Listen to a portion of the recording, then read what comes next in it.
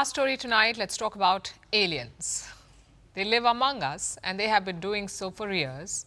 They are an advanced species, they're highly intelligent, and they hide in a secret base here on Earth by disguising themselves as humans. Sounds like the plot of Men in Black. Maybe the movie was ahead of its time because a new study says that this could be true. You're not making this up. A study has been conducted by researchers at the Harvard University, and they say aliens may be walking among humans as humans. Researchers have three hypotheses. First, aliens have come from a different time period or planet. Second, they have evolved on Earth but separately from humans. And third, they come from an ancient civilization that was not completely destroyed. The study also says that aliens possibly function out of a secret location. They could be living underground or in multiple regions on Earth that Gen Z would probably call sus, meaning suspicious. Like the Alaskan Triangle, which has been dubbed Alaska's Bermuda Triangle. Some experts claim that it has been ground zero for unexplained events, including more than 20,000 disappearances since the 1970s. Yes, it all sounds like a conspiracy theory at best, so understandably, the study is raising a lot of eyebrows. And the researchers get it.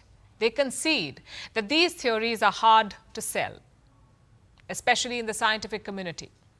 And the paper has yet to be peer-reviewed, so take it with a pinch of salt. But the goal here is not to unsettle scientists. It is to ask questions, because aliens are having a moment. Over the past few years, pilots say they have seen extraterrestrial beings. The Pentagon has a new office to look into sightings. Governments have held hearings. NASA has gotten involved, and UFOs have been rebranded. They're no longer called unidentified flying objects or UFOs. They are now unidentified anomalous phenomena. So far, so complicated. But the thing is, despite the shebang, we still don't know enough about aliens. So the study means to take the discussion forward. It wants to ask questions about unidentified observations made around the world every year. After all, just last year, a former Pentagon official went public. He made an explosive allegation in the US Congress. He said that the government had been keeping crashed UFOs and dead aliens. It was a wild accusation. And this year, the Pentagon quashed the claims. No surprise there. Now, not to sound like a conspiracy theorist myself, but doesn't all of this stir doubts? Modern obsession with UFOs goes back to 1947, to the famous alleged UFO crash in the US. The government quickly claimed that it was a weather balloon. But in 1997, they admitted to lying, to conceal that it was actually debris from a top-secret Air Force project. It was called Mughal. And it was designed to detect Soviet nuclear tests. And the US is not alone here. Governments across the world have been accused of ridiculing the study of UFOs. And this is strange because these are legitimate questions. So decades later, trust has eroded. There are 10 to 50 billion potentially habitable worlds in our galaxy. The only good news is that people seem to be taking this topic more seriously now. Like on Mars, a rover has collected samples to study existence of life. There are probes on some moons in our solar system, and scientists are actively using artificial intelligence for a little help. NASA recently assembled a team to study UFOs. They say a rigorous, evidence-based, data-driven scientific framework is essential, and they're right. But we say, what is scientific framework without some questions?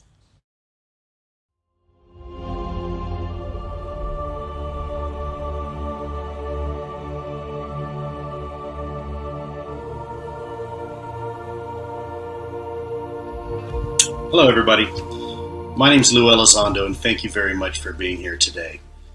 I think this is maybe one of the most important endeavors this century, and that is trying to figure out this enigma we call, this unexplained phenomena we call UFOs.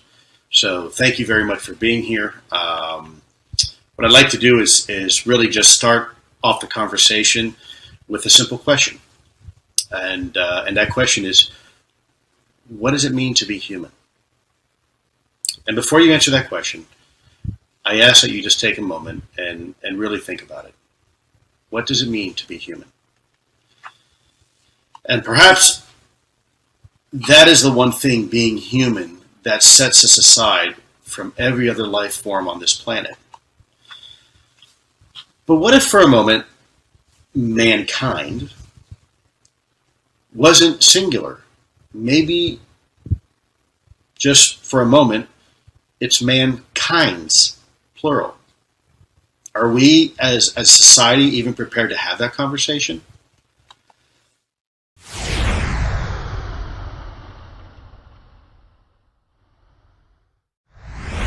Los humanos antiguos habían migrado desde África a Eurasia, donde se entrecruzaron ampliamente con neandertales, dejando un legado genético que persiste en la actualidad. Sin embargo, recientemente, como pasa muchas veces, se acaba de dar toda la vuelta a eso. Y es que un estudio científico ha revelado que mucho antes que eso, hace 250.000 años, los neandertales se hibridaron con una especie humana moderna desconocida, no en Europa, lo hicieron en África. Y es que esa especie humana pertenecía a un linaje desconocido del que poco se sabe, un linaje que se extinguió con el tiempo, dejando una población con ascendencia predominantemente neandertal. Para comprobar eso, los investigadores compararon genomas neandertales con poblaciones indígenas actuales de África subsahariana, y como os digo, da la vuelta a todo porque se pensaba que esa especie de hibridación había ocurrido en Eurasia, pero es que se han encontrado fragmentos de ADN neandertal en poblaciones subsaharianas, lo cual sitúa a los neandertales en África, algo impensable con la historia oficial. Es decir, parece ser que la historia del pasado del ser humano es mucho más compleja de lo que nadie se ha podido imaginar jamás. Y aquí queda mucho que investigar porque puede haber sorpresas.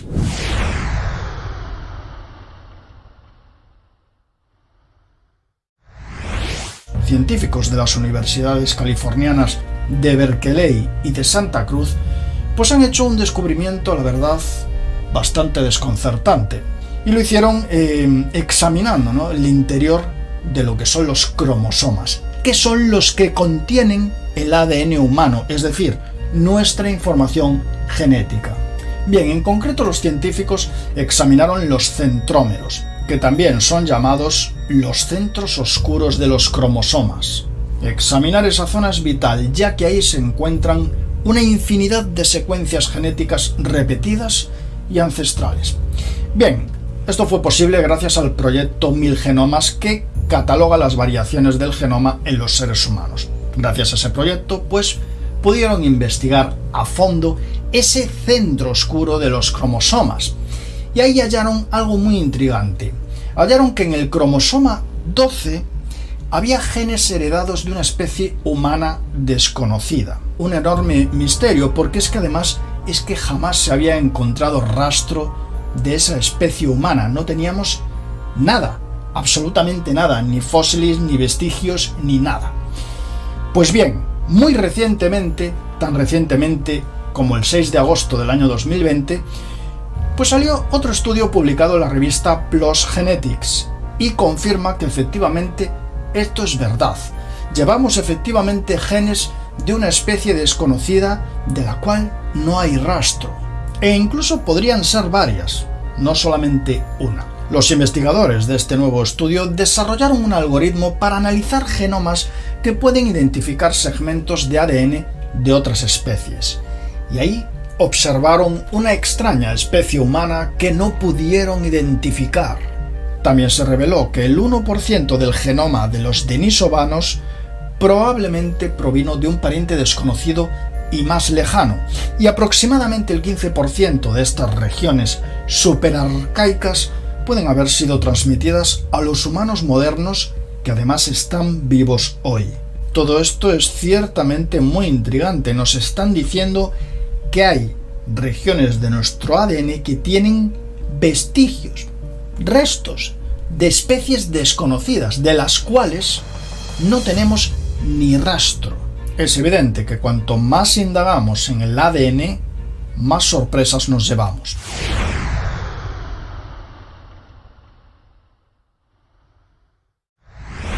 Llama la atención también un estudio del famoso SETI, que es, pues como muchos conoceréis, un organismo dedicado a la búsqueda de inteligencia extraterrestre.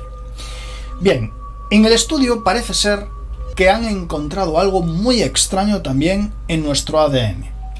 Algunos incluso especulan que es la indicación de un mensaje extraterrestre. Como lo estáis oyendo, un mensaje extraterrestre. Bien, esto se reveló gracias a la iniciativa Genomic SETI, que es un proyecto que explora la proposición de que un mensaje o alguna evidencia de inteligencia extraterrestre podría encontrarse, pues, en nuestro ADN, es decir, en el ADN humano. Bien, ¿qué descubrieron en esta investigación, en la del SETI? Pues bien, los investigadores del SETI lo que vieron es que cuando estaban analizando el ADN que iba desde 700.000 años atrás hasta 2,5 millones de años atrás, pues empezaron a ver anomalías que, según palabras textuales de la investigación, pueden interpretarse como una intervención en los procesos evolutivos normales. Claro, ante esto se pronunciaron algunos científicos, y uno de ellos, que además es un científico que admiro bastante, que es Paul Davies, dijo estas palabras: si hay tecnología extraterrestre en el sistema solar, ¿cuándo llegó? ¿Hace 100 millones de años? ¿Qué duraría 100 millones de años? No mucho, pero hay algunas cosas, como los desechos nucleares o cualquier tipo de biotecnología, que tienen efectos en cadena.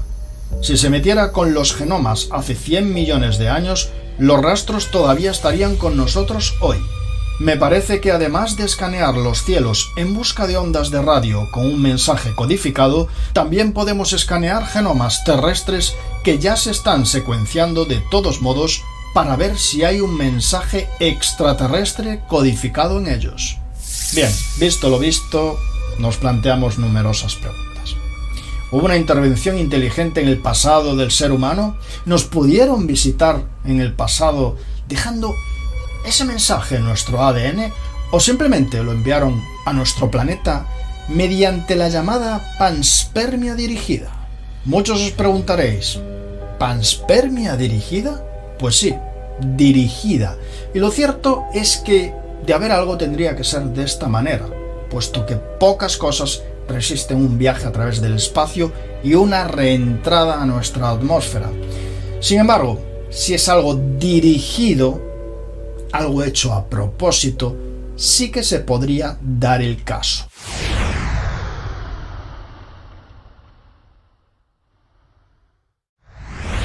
La evolución implica la aparición de pequeñas mutaciones genéticas que se transmiten de generación en generación. A lo largo de millones de años, estos cambios pueden dar lugar a especies completamente diferentes.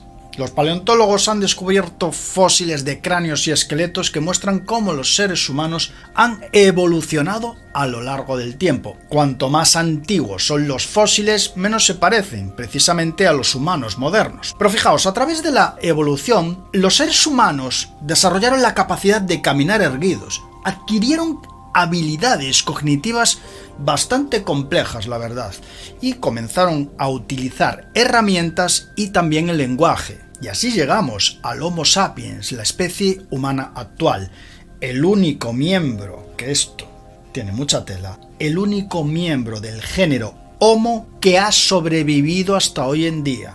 Pero si retrocedemos en el tiempo hasta nuestros orígenes en África, ¿de dónde salieron los seres humanos? Y aquí es donde llegamos a un punto en donde todo se difumina y la ciencia se divide. Por ejemplo, hace un par de años se daba a conocer un estudio científico controvertido que afirmaba que algo similar a Adán y Eva fueron la primera pareja humana. En concreto, el estudio sugería que todos los humanos modernos podrían descender de una sola pareja que vivió hace cientos de miles de años. Esto lo revelaron después de examinar los códigos de barras genéticos de más de 5 millones de animales y humanos de 10.000 especies diferentes en la Tierra. Y así es como concluyeron que la especie humana nació a partir de un solo par de adultos después de un evento catastrófico hace unos 200.000 años. Ese evento casi llevó a la extinción a la especie humana. Claro, este estudio científico provocó un revuelo tremendo. Y tras el estudio, los investigadores del estudio de las universidades de Basilea en Suiza y Rockefeller de Nueva York tuvieron que dar un paso atrás y aclarar que ese estudio no demuestra la existencia de una pareja fundadora, sino que sus hallazgos son consistentes nada más que con una posibilidad.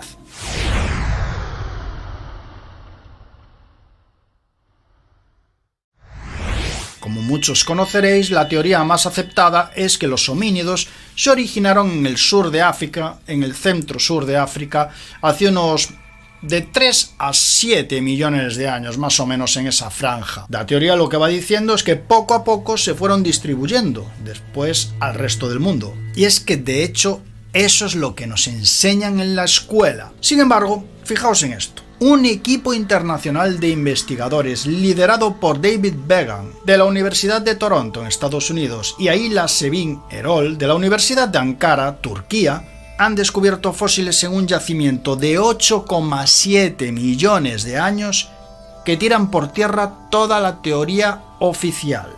Los hallazgos se han hecho en el yacimiento de Korakeyler, cerca de la ciudad turca de Kankiri, y pertenecen a un cráneo parcial bien conservado de la especie de simio desaparecida bautizada como Anadolubius turcae. Este simio pesaba unos 60 kilogramos y, según los análisis, solo estaba emparentado con especies que se encontraban en Europa y Anatolia, es decir, lo que hoy es Turquía.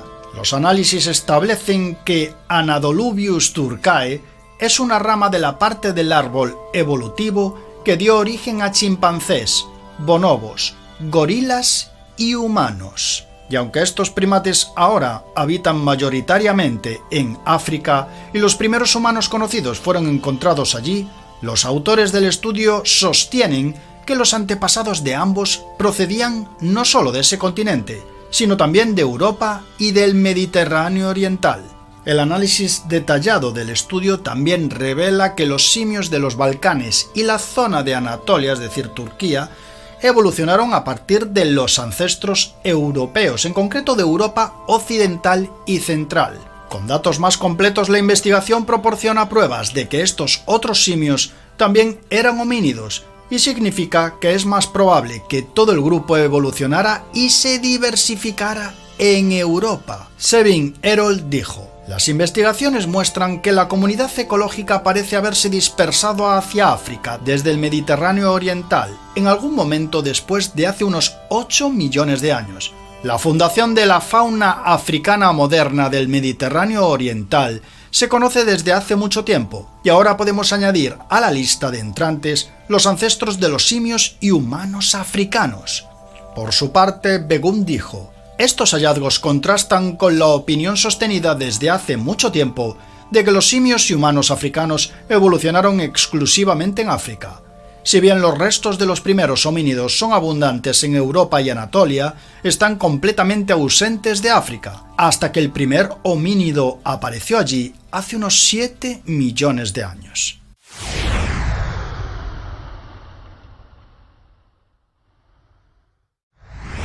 Pero fijaos, porque por otro lado, pues también existe un curioso estudio que también es bastante reciente, que combina una gran supercomputadora con inteligencia artificial para revelar precisamente cuál es el origen del ser humano. Y de nuevo nos encontramos con otra sorpresa, y es que un equipo de científicos canadienses y estadounidenses usaron un poderoso modelo computacional en el cual se incorporaron datos de secuenciación genómica de personas que viven actualmente en África. El estudio encontró que todos los humanos actuales pueden rastrear sus ancestros a más de 2 poblaciones diferentes muy distanciadas entre sí hace más de 1 millón de años. Esto nos dice que el origen del ser humano ni fue dado por una sola pareja, ni mucho menos, ni vino tampoco de una región específica de África, sino que apareció a la vez en múltiples regiones africanas, apoyando la hibridación con otras especies y apoyando también la anterior teoría. Es decir, no solo aparecieron en África, también venían de Europa y de Turquía. Es decir, de los estudios vistos hoy se desprende de que el ser humano no viene de África, sino que apareció en múltiples regiones de Europa y de África, y que las hibridaciones y las mutaciones hicieron el resto del trabajo. Por lo tanto, los orígenes del ser humano ciertamente son mucho más complejos de lo que todos pensábamos, y probablemente a medida que la tecnología nos vaya ayudando más y más en el futuro, podremos comprender, obviamente, si pasó algo increíble para que lográramos también, ojo, ser mucho más inteligentes que el resto de los animales, y a su vez que lográramos pasar de ser poco inteligentes a ser muy inteligentes rápidamente.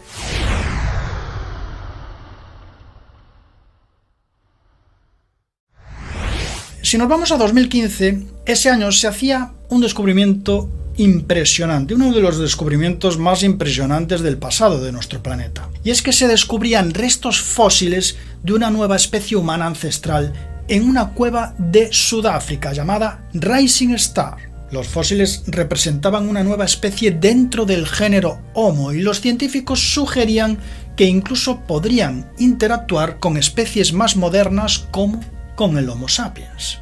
Dado que esos restos específicos solo son de esa cueva, se nombró a estos fósiles como pertenecientes a Homo naledi. El nombre Naledi proviene del idioma Sesotho, hablado en Sudáfrica, y significa estrella, por lo que estamos hablando del hombre de las estrellas o el hombre de la estrella. Sin embargo, durante los 2 últimos años, se ha descubierto que esta especie era mucho más increíble de lo que todos pensaban. Y es que se descubrió que esta especie, el Homo naledi, era muy parecida a la nuestra, pero tenía un cerebro muy pequeño. Esto desconcertó a todo el mundo, y sobre todo más los desconcertó con los descubrimientos del antropólogo Lee Berger de la Universidad de Witwatersrand, que reveló que por el tamaño del cerebro debería tener millones de años de antigüedad. Pero qué curioso, finalmente se demostró que solo tenía 250.000 años. Es decir, hablamos de una especie que, fisionómicamente se parecía bastante a nosotros, pero tenía un cerebro mucho más pequeño. Preguntaréis, ¿cómo de pequeño? Muy pequeño, un 30% el nuestro, es decir, la tercera parte. Es una auténtica locura. Otras especies con cerebros mucho más grandes deberían haber hecho cosas mucho más avanzadas que ellos, pero no fue así. Fue el Homo naledi el que hizo lo más avanzado para su tiempo. Y es que recientes hallazgos arqueológicos revelaron que el Homo naledi utilizaba el fuego para preparar la comida y navegar en la oscuridad de las cuevas subterráneas, y que era una especie que vivía bajo tierra. Además, tenían un cuerpo adaptado a ello. Los adultos no sobrepasaban los 40 kilogramos de peso y medían 1,40 m de estatura. Estos seres se colaban por aberturas de este tamaño en la cueva, de 17 centímetros. Y para documentarlo todo tuvieron que buscar personas muy bajitas y muy delgadas para que pudieran entrar en la cueva. Pero los descubrimientos no se quedaban ahí, y es que descubrían que los naledi fabricaban antorchas y trasladaban a sus fallecidos a tumbas poco profundas, haciendo rituales para ellos. Incluso se hizo de hecho un documental del Homo naledi y se mostró no solo todo eso, sino que además hacían pinturas rupestres en las paredes de las cavernas. Esto ya fue demasiado para muchos científicos que, simplemente pensaban que la evolución del cerebro iba acorde con este tipo de cosas. El Homo naledi absolutamente rompió todos estos esquemas. Así que poco a poco se demostró todo esto, y además se vio que hay muchas cosas en la historia que fallan, y que no necesariamente un cerebro tan pequeño tendría que ser mucho más atrasado que los demás. Todo lo contrario, estaba muy adelantado a su tiempo. Esto hizo que muchos científicos fueran escépticos, no se lo creían. Pero Berger presentó una multitud de pruebas a lo largo de los últimos años respecto a esto. Y no hay 1 ni 2 estudios científicos, hay muchos. De hecho, de acuerdo con esta información, el sitio de enterramiento más antiguo, no sería de nuestra especie, sino que pertenecería al Homo naledi y sería 100.000 años más antiguo que los de nuestra especie. Es decir, que los más antiguos de nuestra especie. Prácticamente rompe toda la historia. Berger dijo: tenemos pruebas enormes, están por todas partes. Se descubrieron enormes trozos de carbón, miles de huesos quemados, hogares gigantes y arcilla cocida. probablemente estemos ante la cultura de otra especie. Por si fuera poco, todo esto, también se descubrieron tumbas poco profundas con formas geométricas y figuras talladas en las paredes, figuras que todavía no se comprenden del todo.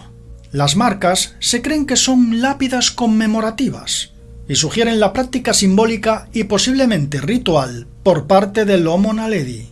Las formas incluyen cuadrados y triángulos tallados en roca de dolomita, indicando habilidades de tallado con herramientas.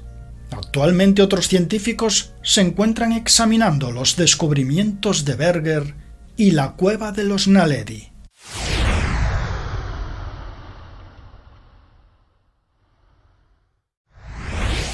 Lo cierto es que hay algo curioso tras examinar el pasado de las diferentes especies existentes, y es que de todas las especies, de todas las conocidas que hubo en el pasado, desde hace 10.000 años hasta ahora, solo quedamos nosotros. Esto hizo que algunos científicos se preguntaran, ¿podría quedar alguna especie escondida en algún lugar que no pertenezca a la nuestra? Según un ensayo para la revista The Scientist, el antropólogo y etnobiólogo retirado Gregory Ford describe que él cree que sí, y que están escondidos en una isla de Indonesia. El científico se refiere al Homo floresiensis, como los llamó el famoso antropólogo Mike Morwood, cuando encontró los restos de la era del Pleistoceno en Flores en 2004.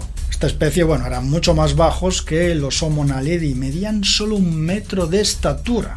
De hecho, los apodaban hobbits.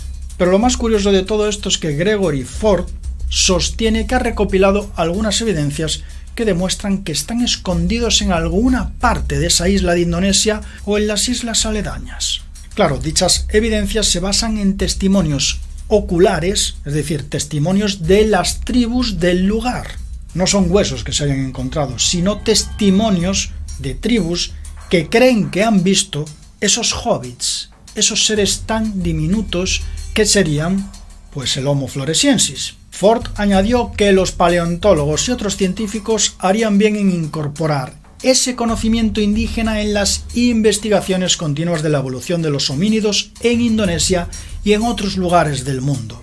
La verdad es que muchos científicos son escépticos con esto, pero yo diría que del todo descabellado quizás no sea. Y lo digo porque recordemos que hay una tribu muy curiosa que se llaman los sentineleses, que están en la isla Sentinel del Norte, perteneciente al archipiélago de las islas Andamán, en el Océano Índico, y perteneciente a la India.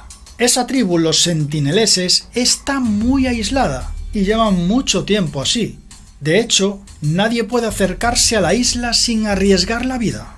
Muchos lo han hecho y no han vuelto. ¿Podría estar ocurriendo lo mismo en la isla de Flores?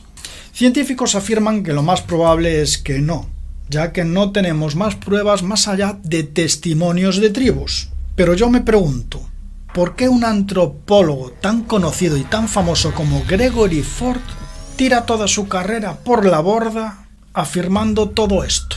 Todo sabiendo que tendrá a toda la comunidad científica en su contra.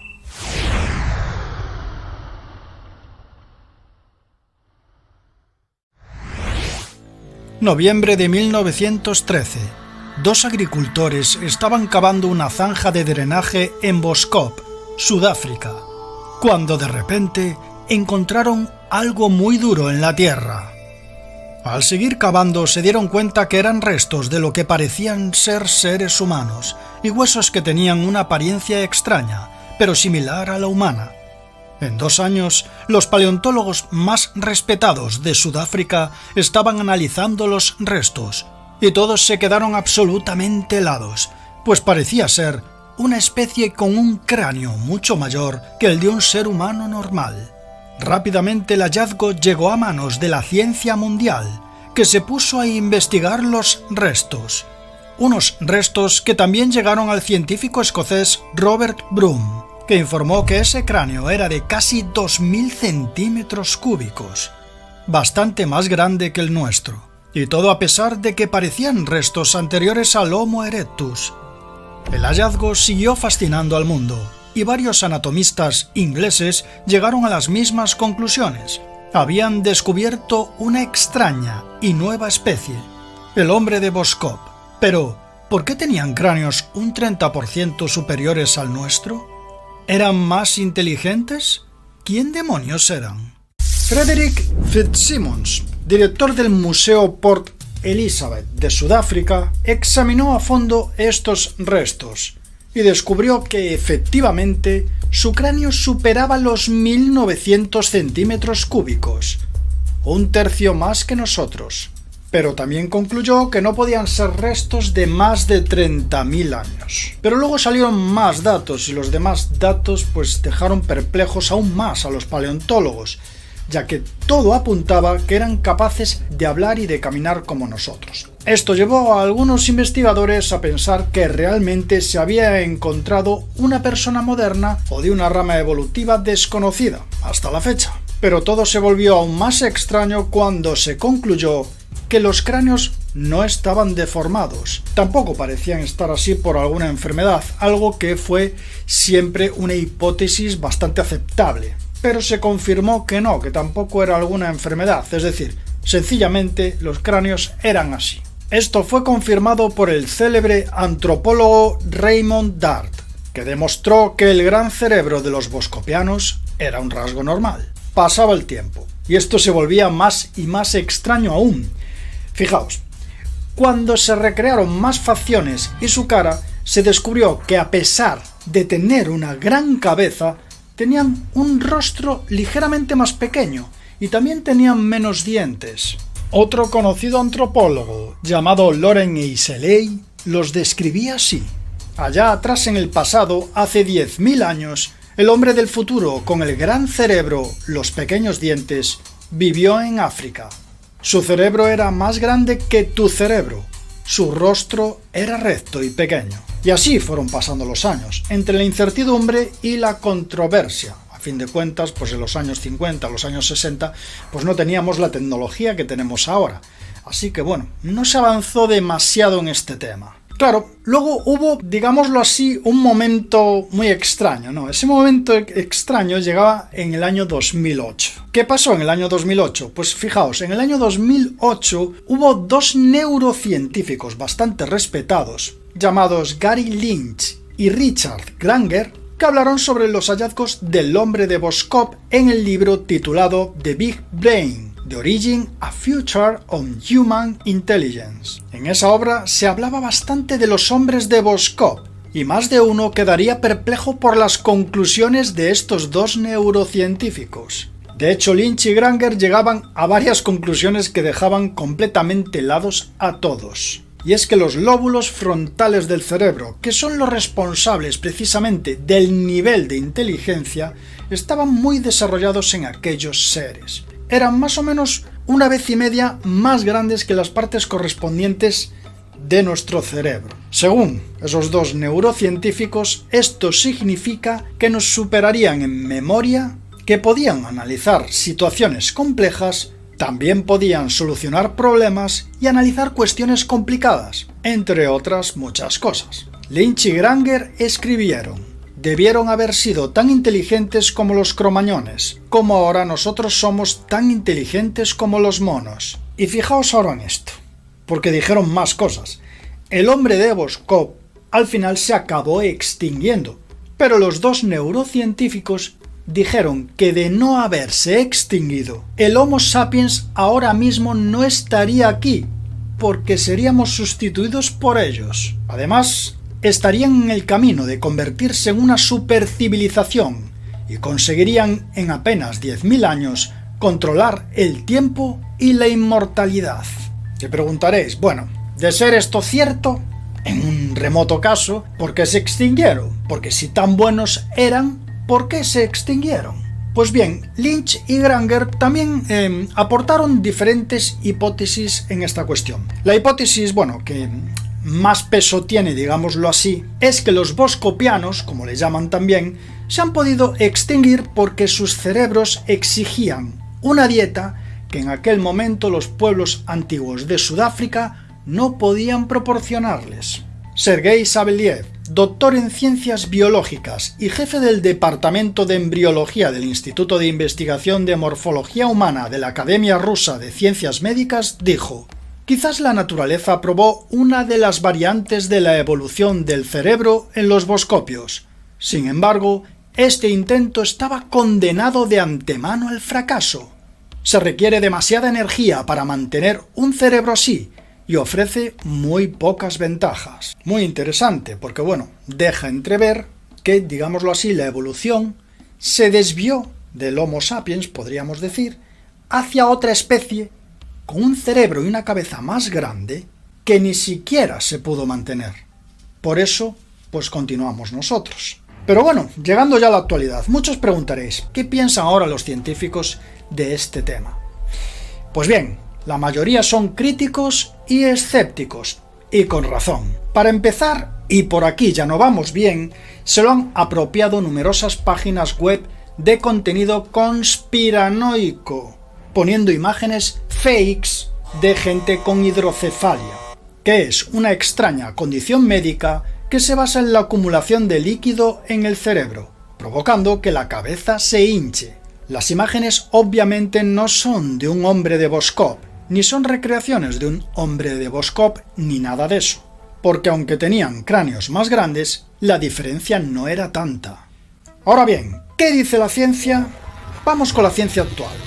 Un análisis de la BBC que publica los pensamientos de varios expertos, incluido Jeremy De Silva, antropólogo del Dartmouth College en Estados Unidos, afirma que el hecho de que se descubran cráneos con más capacidad de lo normal es incluso hasta normal, ya que hace 3.000 años ocurrió una contracción del cerebro humano. Es decir, desde hace 3.000 años hasta ahora, nuestro cerebro se está haciendo más pequeño. Lo curioso es que todavía no sabemos la razón exacta por la cual el tamaño de nuestros cerebros se redujo. ¿Será para usar la memoria o la inteligencia de forma más energéticamente eficiente? ¿Será porque cada vez usamos menos el cerebro para tareas en nuestro día a día? No lo sabemos. Pero una versión interesante, que definitivamente yo apoyo, volviendo al tema del hombre de Voskov, es la versión del antropólogo John Hawkes, que afirma, en primer lugar, que el cráneo está dentro de los valores admisibles para los humanos actuales, y que los cráneos descubiertos pertenecen a representantes del grupo Khoisan, que es un grupo poblacional que reside en tribus de Sudáfrica. ¿Podría ser esto posible? Pues fijaos, yo creo que sí. Fijaos en las fotos de estas tribus.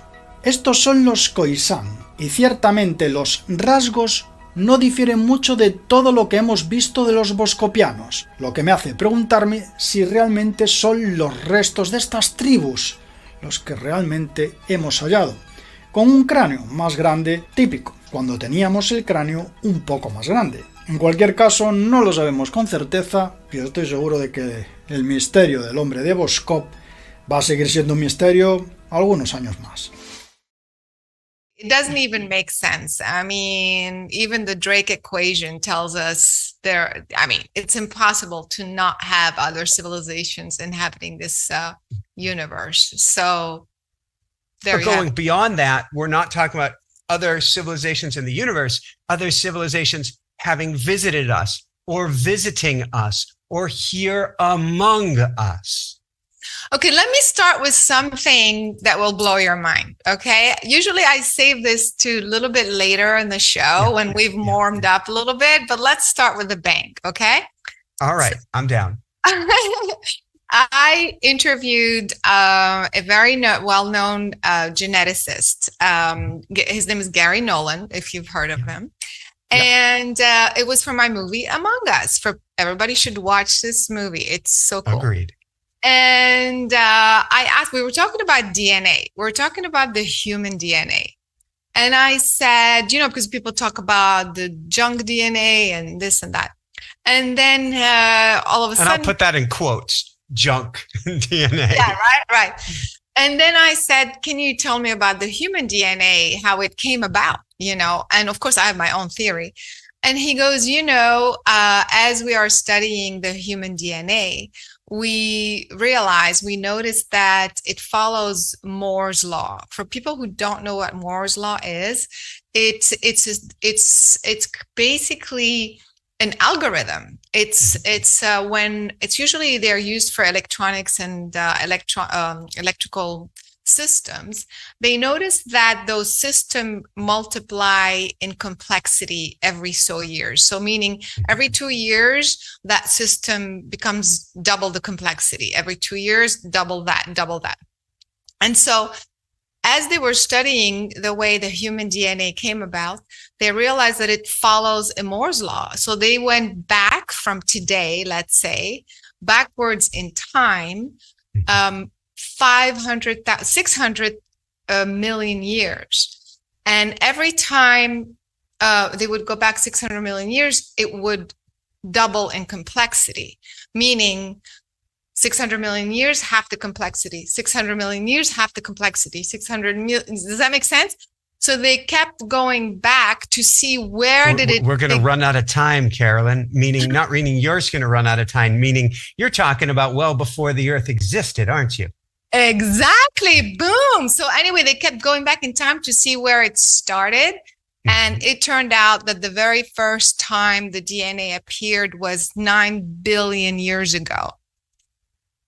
So how old is the Earth?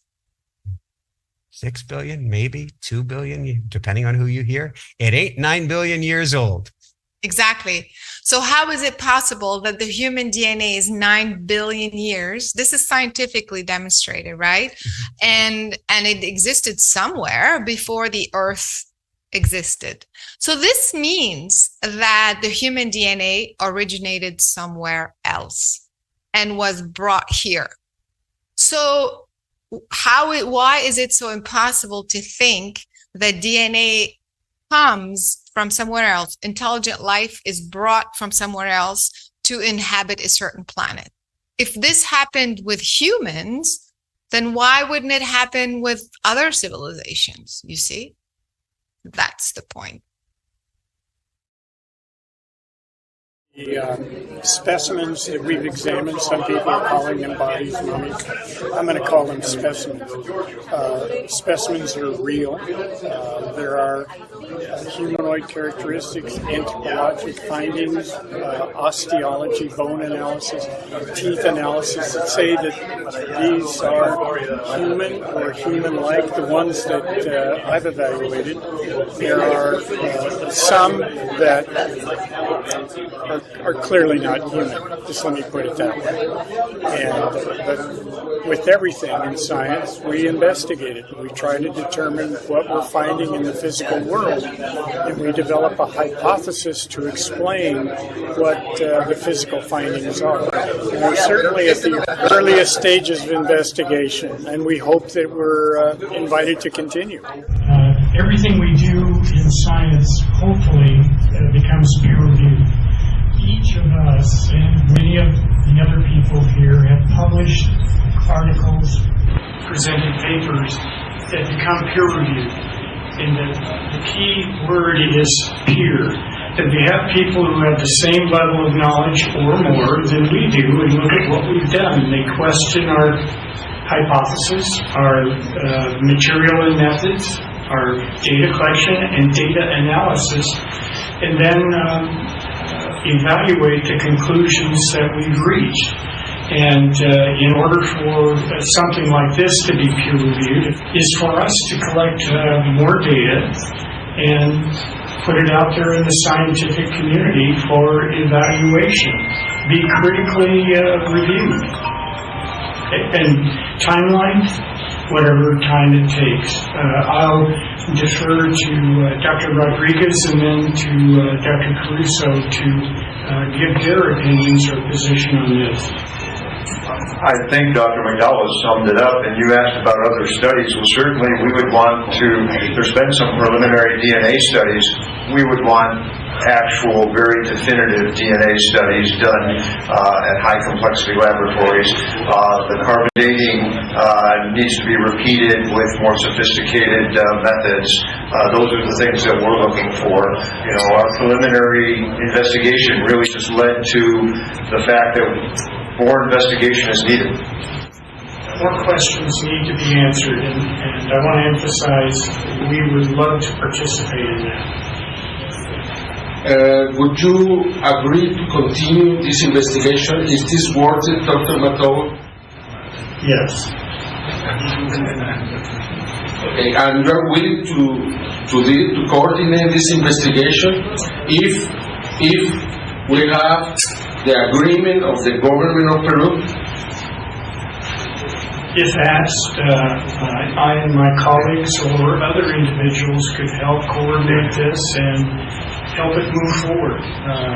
As I mentioned earlier, I'm not impugning the motives of the government of Peru or the ministry culture.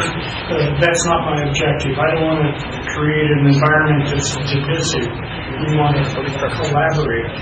And so I will be glad to work with any reputable organization.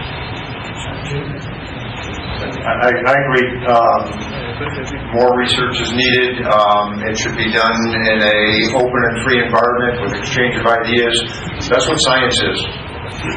Just to reiterate, yes, it indeed requires more in-depth scientific studies in order to come to a conclusion, and it needs to be looked at by other scientists too to review whatever work, but we would certainly be willing to take the task on to continue this work at a very high level and in much more detail to make a determination as to what exactly we are looking at.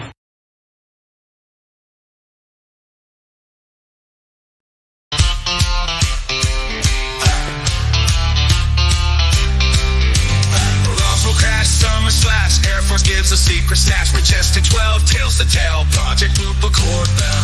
Area 51 tight grip, Bob Leslie saucer ship. Kenneth Arnold flying disc, expert bell, water risk. CIA, UFO, Phoenix lights put on a show. Rendlesham lights and trees, DC flyby airman freeze. Astronaut, the unknown, Betty Barney taking home. Bigelow, Skinwalker, Lord, Tic Tac, crash this morning. So we're there to make the saucers. They've been flying over since the days of yore. It's a cover up that coming, and it's time for it to plummet, and it's time for the embargo to end. On this, our future depends. Earl is on the Pentagon, A to top, the cover's gone. Files deleted, who's to blame? Marco Rubio knows the game. Crush with the big reveal. Whistleblowers tell what's real. Commander Flavor, close-up view. Congress hears the UFO news. Danny Sheen, disclosure fight. Richard Dolan, secrets light. George Knapp, coast to coast. Art Bell, Emerson Rose, cold thought. Mutilations, LMH, investigations to the stars. Galladay, Navy footage leads the way. They make the saucers. They've been flying over since the days of yore.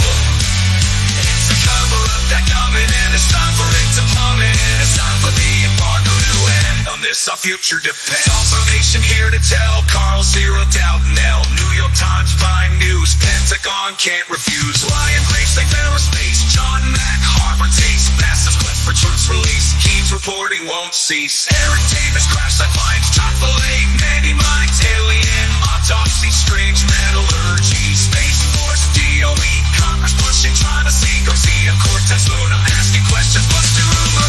We didn't make the saucers. They've been flying over since the days of yore. It's a cover-up that coming, and it's time for it to plummet, and it's time for the embargo to end. On this, our future depends. Deep underground bases, Dr. Nolan still amazes. House hearings, drone swarms, threat levels up, sworn. Steady searches far and near. NASA studies volunteered. Galileo projects on. James Fox phenomenon. Media blames ridicules. UAP remain the jewels. Government's hidden file data in a massive pile. Unsealed, that's what's revealed. Aliens attack concealed. Fast walkers, USO. Truth divide, no time to go. Didn't make the saucers. They've been flying over since the days of yore. It's a cover-up that coming, and it's time for it to plummet, and it's time for the embargo to end. On this, our future depends.